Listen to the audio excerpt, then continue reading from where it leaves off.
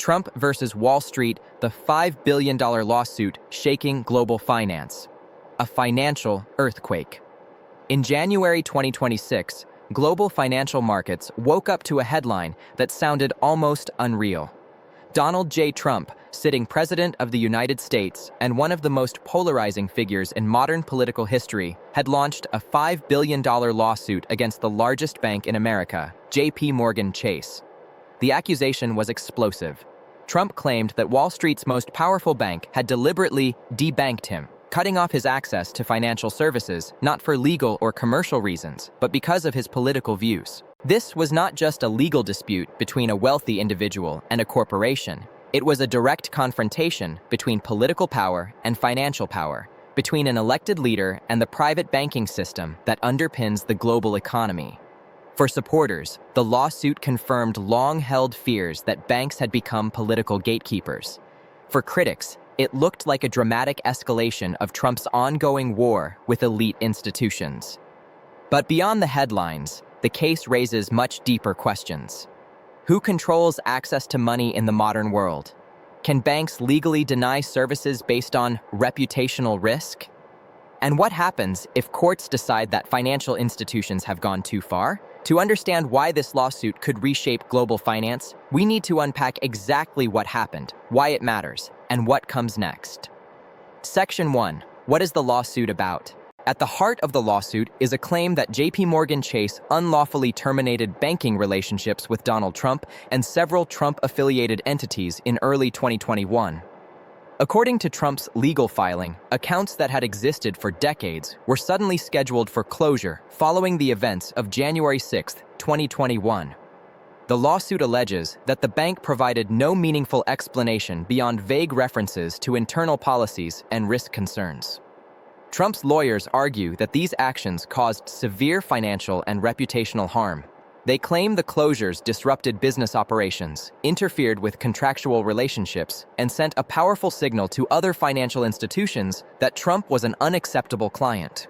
In short, the lawsuit argues that JPMorgan used its immense market power to isolate a political figure it disagreed with. The damages sought are extraordinary: $5 billion.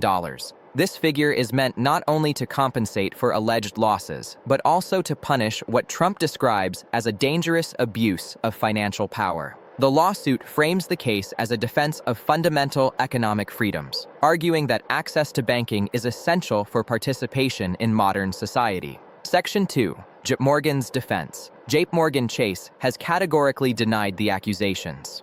The bank insists that it does not close accounts based on political ideology and that all decisions were made in accordance with regulatory obligations and internal risk management standards. From the bank's perspective, the issue is not politics, but compliance. Large global banks operate under intense scrutiny from regulators. Anti-money laundering rules, sanctions laws, and reputational risk assessments all play a role in determining which clients banks can safely serve. JPMorgan argues that maintaining certain relationships can expose the institution to legal, financial, and reputational risks that shareholders and regulators expect management to avoid. In public statements, JPMorgan executives have emphasized that account closures are never taken lightly and are often driven by complex regulatory considerations. The bank's defense suggests that Trump's lawsuit misrepresents standard banking practices as political persecution. Section 3. The rise of debanking. The term debanking has become increasingly common in political and financial discussions. It refers to the practice of banks terminating relationships with clients deemed too risky, controversial, or costly to serve. While banks argue that this is a necessary part of risk management, critics see it as a form of economic censorship. Historically, debanking controversies have emerged in industries such as firearms, adult entertainment, cryptocurrency, and political activism. Critics argue that banks, acting under pressure from regulators, media, or activist groups, effectively decide which activities are socially acceptable. Trump's lawsuit elevates this debate to an unprecedented level. Never before has a sitting U.S. president accused a major bank of political discrimination on this scale. The case forces courts to confront a difficult question: where does legitimate risk management end and unlawful discrimination begin? Section 4. Why this matters to everyday people. It would be easy to dismiss this lawsuit as a fight between powerful elites, but the implications extend far beyond Trump himself. In a cashless, digital economy, access to banking services is essential. Without a bank account, individuals and businesses struggle to receive payments, pay employees, or operate legally. If courts rule that banks have broad discretion to deny services based on subjective risk assessments, critics fear this could be used against activists, journalists, or unpopular political groups. On the other hand, limiting banks' ability to manage risk could expose the financial system to instability and abuse. This tension lies at the heart of the modern financial system. Banks are private companies, but they also perform quasi-public functions. They decide who can participate in the economy. Trump's lawsuit forces society to reconsider whether that power needs clearer limits. Section 5. The legal strategy. Trump's legal team filed the case in Florida state court, a strategic choice that may influence how the case is heard. Florida is Trump's home state, and a jurisdiction where political and cultural attitudes may differ from those in New York, the traditional center of U.S. finance. The lawsuit alleges several causes of action, including breach of good faith, deceptive trade practices, and reputational harm. Each claim aims to show that JPMorgan's actions were not merely business decisions, but deliberate and harmful conduct. Legal experts note that proving political motivation will be challenging. Banks rarely document decisions in ideological terms. Much of the case may hinge on internal communications, compliance records, and testimony from executives. Section 6. Market reactions. Financial markets reacted cautiously to the news. JPMorgan stock experienced short-term volatility as investors assessed the potential legal and reputational risks. While a $5 billion judgment would be significant, analysts note that JPMorgan has the financial strength to absorb even large legal settlements. However, the broader concern is precedent. If Trump succeeds, other clients who have been debanked may file similar lawsuits. This could increase legal exposure for banks and force changes in compliance practices. Investors are also watching how regulators respond. Governments may feel pressure to clarify rules around account closures, particularly in politically sensitive cases. Section 7. Trump versus Dimon, a clash of titans. At a personal level, this case pits two powerful figures against each other.